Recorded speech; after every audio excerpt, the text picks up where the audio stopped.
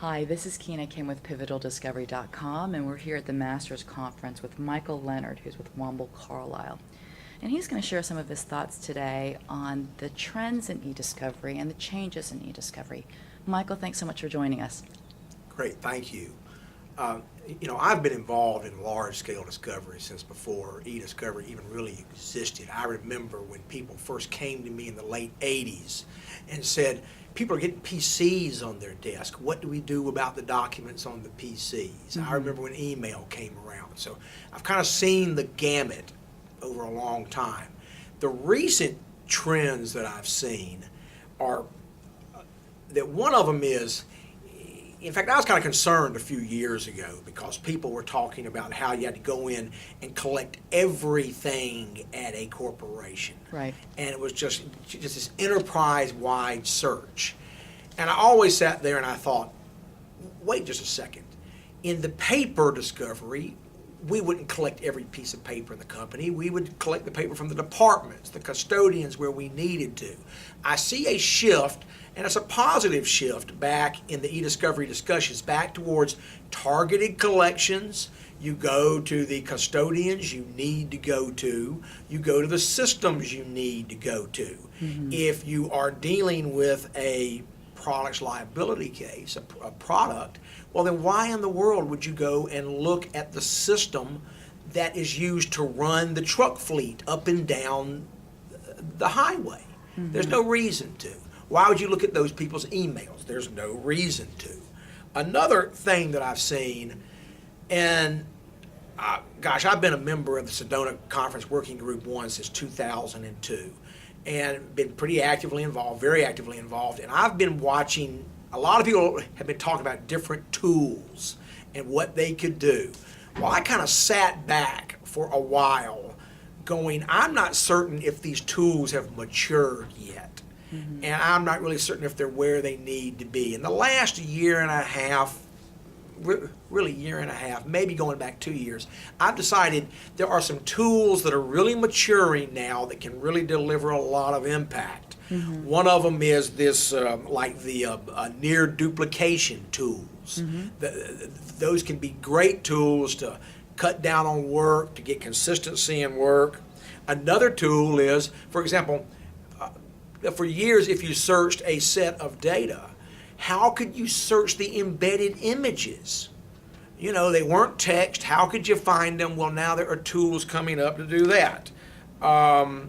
There are tools now that can search multiple sources inside a company. There's new enterprise content management tools. There's a lot of maturation in the tools going on right now, and has been going on for the last few years. And this maturation in these tools provides a real chance for people to cut down on the amount of work that we have to process with people. Cut down on the amount of people you have to put in chairs.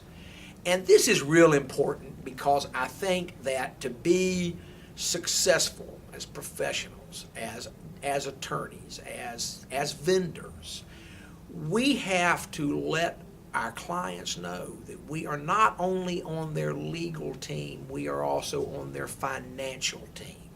I consider it to be one of the duties of attorneys to work with your client to lower cost. You know, we really have to. We have to work with our clients to lower cost. And the last thing that I'm seeing that I think is very interesting, and I've been doing it for a while, is what I would call more sophisticated verification of what we are leaving behind. Statistical sampling, statistical analysis, protocols to gauge recall, to gauge precision. And that is actually something that I think you don't need to do it in every case, but there are certain cases where that's going to be a real important tool. How do you verify what you've left behind? You know, and you'll see people who might go, well, I can't do that because I'm scared of what I might see. Well, then you should do it. I mean, you know, you should do it if you're scared of what you might see. Sure. And now that's not true of all cases. It's really not true of all cases. There are some garden variety, smaller cases where you can get along without that kind of thing because it's focused enough and small enough and you can deal with it and you know what you're doing. But in larger things, I mean, these things can become pretty important. So I guess my message is, we're seeing more targeted collections. We're seeing a maturation in the tools for processing. We're seeing a maturation in the tools for verifying, which is not that surprising because we're really, after 10 years in industry, the eDiscovery industry, which has been around for about 10 years really, it's going to mature. Great. Well, thank you for sharing your thoughts with us today.